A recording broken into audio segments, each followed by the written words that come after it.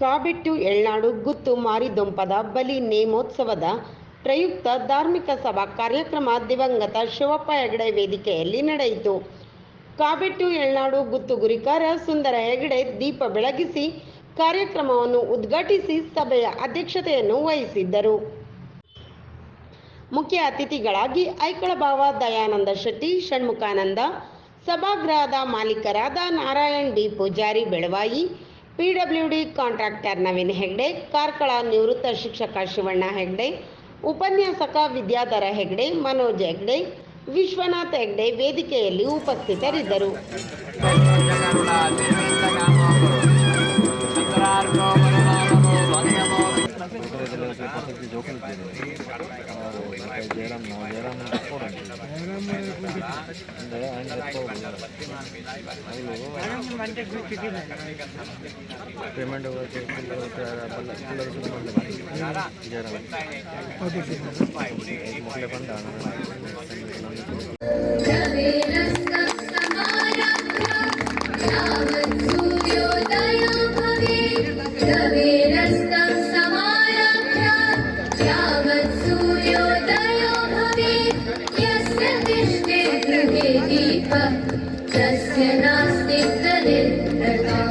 शुभं कुरु त्वं कल्याणं आरोग्यं धनसम्पदं शुभं कुरु त्वं कल्याणं आरोग्यं धनसम्पदं शत्रुबुद्धि विनाशाय दीपज्योतिर्नमोस्तुते दीपज्योतिर्नमोस्तुते शुभं कुरु त्वं कल्याणं आरोग्यं धनसम्पदं शुभं कुरु असतोಮ ಸದ್ಗಮಯ ತಮಸೋಮ ಜ್ಯೋತಿರ್ಗಮಯ.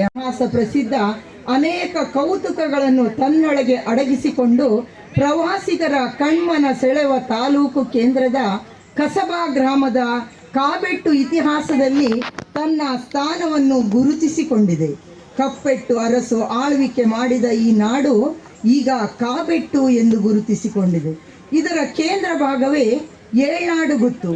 ಈ ಗುತ್ತು ಮನೆಯು ಕಾರ್ಕಳ, ಕುಕ್ಕುಂದೂರು, ನಕ್ರೆ, ಅತ್ತೂರು, ಹಿರಿಯಂಗಡಿ, ಸಾಣೂರು ಮತ್ತು ಪೆರುವಾದಿಗೆ ಸಂಬಂಧಿಸಿರುವುದರಿಂದ ಏಳುನಾಡು ಎಂದು ಕರೆಯಲ್ಪಟ್ಟಿದೆ.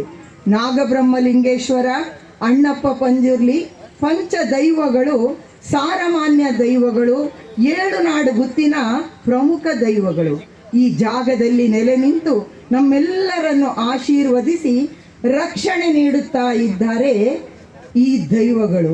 ಇದನ್ನೇ ನಂಬಿರುವ ನಾವು ಕೊಡಂಬರು ಒಂದು ಮಾತು ಹೇಳ್ತಿದ್ರು, ಇವತ್ತು ದಿವಸ ಕಂಬಳ ಜೋಡುಕರ ಕಂಬಳ ಸ್ಟಾರ್ಟ್ ಮಾಡಿದ್ದ ಅಂತ ಹೇಳಿದ್ರೆ ಅದು ಏಳ್ನಾಡು ಗುತ್ತು ಶಿವಪ್ಪ ಹೆಗಡೆಯವರು ಅಂತೇಳಿ. ಹಾಗೆ ನ್ಯಾಯಪರತೆಯಲ್ಲಿ ಕೂಡ ಹೆಸರುವಾಸಿ ಅಂತ ಹೇಳಿದರೆ ಅದು ಒಂದು ಜಡ್ಜ್ಮೆಂಟ್ ಕೊಡುವಂಥದ್ದು. ಒಂದಂದರೆ ಕೋರ್ಟಲ್ಲಿ ಯಾವ ರೀತಿ ನಾವು ನ್ಯಾಯವನ್ನು ಮಾಡಿದರೆ ಕೆಲವು ಸಲ ನಾವು ಇವತ್ತು ಕೂಡ ಗೊಣಗಲಿಕ್ಕೆ ಉಂಟು, ಕೋರ್ಟು ನ್ಯಾಯ ಸಿಗುವುದಿಲ್ಲ ಅಂಥೇಳಿ. ಆದರೆ ಆಗ ಕಾಲದಲ್ಲಿ ನ್ಯಾಯ ಬೇಕಾದರೆ ಶಿವಪ್ಪ ಹೆಗಡೆಯಲ್ಲಿ ಬಂದು ಬೇಡ್ತಿದ್ರು. ಶಿವಪ್ಪ ಹೆಗಡೆಯವರು ನ್ಯಾಯ ಕೊಡುವಾಗ ಯಾರನ್ನು ಕೂಡ ವ್ಯಕ್ತಿಯ ಮುಖ ನೋಡಿ ಕೊಡ್ತಿಲ್ಲ. ಅವರ ವ್ಯಕ್ತಿಯ ಅವನು ಮಾಡಿದ ಆಚಾರ ವಿಚಾರಗಳು ಸರಿ ಇದೆಯಾ, ಅವನು ನಡ್ಕೊಂಡ ರೀತಿ ಸರಿ ಇದೆಯಾ, ಅವನನ್ನು ಏನು ತಪ್ಪಾಗಿದೆ ಏನು ಸರಿಯಾಗಿದೆ ಅಂಥೇಳಿ ಕೂಲಂಕಷವಾಗಿ ಪರೀಕ್ಷೆ ಮಾಡಿಕೊಂಡು ಅವರು ಒಂದು ನ್ಯಾಯವನ್ನು ಕೊಡ್ತಿದ್ರು ಅಂಥೇಳಿ ಪ್ರತೀತಿ ಇದೆ. ಅದೇ ಕುಣಪಾಲ ಕಂಡುಕೊಂಡ್ರು ಅದು ನ್ಯಾಯ ಅಂತ ಹೇಳಿದರೆ ಅವು ಶಿವಪ್ಪ ಹೆಗಡೆರು ಅಂಥೇಳಿ. ಇವತ್ತು ಕೂಡ ಕೆಲವು ಕಡೆ ನಮ್ಮ ಇವತ್ತು ಅತಿಥಿಗಳು ಬಂದಿದ್ದಾರೆ. ಅತಿಥಿಯವರು ಹೇಳ್ತಾರೆ, ಒಂದು ಧೈರ್ಯ ಅಂತ ಹೇಳಿದರೆ ಏಳ್ನಾಡು ಗುತ್ತು ತಾನೇ, ಏಳ್ನಾಡು ಗುತ್ತು ಶಿವಪ್ಪ ಹೆಗಡೆರ ಅವರ ಬಿದಾರ್ದಾನೆ ಅಂತ ಒಂದು ಮಾತು, ಅದೊಂದು ಜನಜನಿತವಾಗಿದ್ದು.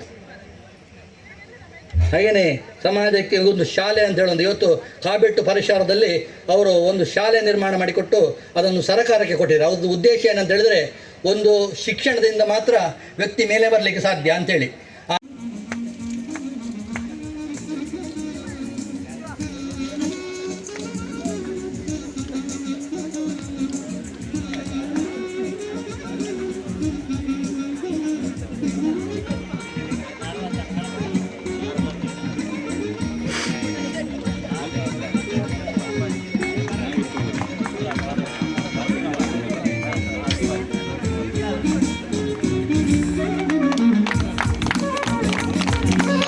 ಇತಿಹಾಸದಲ್ಲಿ ಏಳ್ನಾಡು ಅರಸರು ಅಂತೇಳಿ, ಏಳ್ನಾಡು ಅರಸರು 1114 ಇಸ್ವಿಯಿಂದ ನಮಗೆ ಇತಿಹಾಸದಲ್ಲಿ ಕಂಡು ಬರ್ತದೆ. ಅದು ಹಿಂದೆ ಕೂಡ ಇತ್ತು ಅಂತ ಹೇಳುವಂಥ ಪದ್ಧತಿ ಉಂಟು. ಆದರೆ ನಮಗೆ ಇತಿಹಾಸದಲ್ಲಿ ಇವತ್ತು ನನಗೆ ಹುಡುಕಿದಾಗ 1114ನೇ ಇಸ್ವಿಯಲ್ಲಿ ಏಳ್ನಾಡು ಅರಸರು ಈ ಕಾರ್ಕಳವನ್ನು ಆಳ್ತಾ ಇದ್ದರು ಅಂತೇಳಿ. ಕಾರ್ಕಳದಲ್ಲಿ ಆ ನಂತರ ಕೂಡ ಈ ಬೈರೇವ ಅರಸರು ದಾಳಿ ಆಗುವವರೆಗೂ ಈ ಏಳ್ನಾಡು ಅರಸರು ಕಾಲ, ಆ ನಂತರ ಕೂಡ ಈ ಗುತ್ತುಪಂಜುಲಿ ಅನುಜ್ಞೆಯ ಪ್ರಕಾರ ಅವರು ಈ ಕಾರ್ಕಳವನ್ನು ಏಳ್ನಾಡು ಅರಸರು ಆಳಿದರು ಅಂತೇಳಿ ಆ ಒಂದು ಪ್ರತೀತಿ ಉಂಟು. ಹಾಗೆ ಗುತ್ತುಪಂಜುಲಿ ಕೂಡ ಅಷ್ಟೇ ಪ್ರಾಮುಖ್ಯತೆ, ಅಂದರೆ ಶಕ್ತಿಶಾಲಿ. ಭೈರವರಸ ಇಲ್ಲಿಗೆ ದಾಳಿ ಇಟ್ಟಾಗ ಈ ಗುತ್ತುಪಂಜುರ್ಲಿ ಅಂತ ಹೇಳುವಂಥದ್ದು ಅವರನ್ನು ತಡೆದು ಇಲ್ಲಿ ದಾಳಿ ಆಗದಾಗೆ ರಕ್ಷಣೆ ಕೊಟ್ಟು, ಹಾಗೆ ಹೆಗ್ಗಡೆ ವಂಶದಿಂದ ಭೈರವರಸು ನಂತರ ಇವರ ಹತ್ರ ಕಾಂಪ್ರಮೈಸ್ ಅಂದರೆ ಅವರಿಗೊತ್ತಿಗೆ ಒಂದು ಒಪ್ಪಂದ ಮಾಡಿಕೊಂಡು ಈ ಊರಿಗೆ ಯಾವುದೇ ರೀತಿ ಹಾನಿ ಮಾಡದೆ ಭೈರವರಸರು ಈ ಏಳ್ನಾಡು ಅರಸರ ಮೂಲಕ ಇದನ್ನು ಆಳ್ವಿಕೆ ಮಾಡಿಕೊಂಡು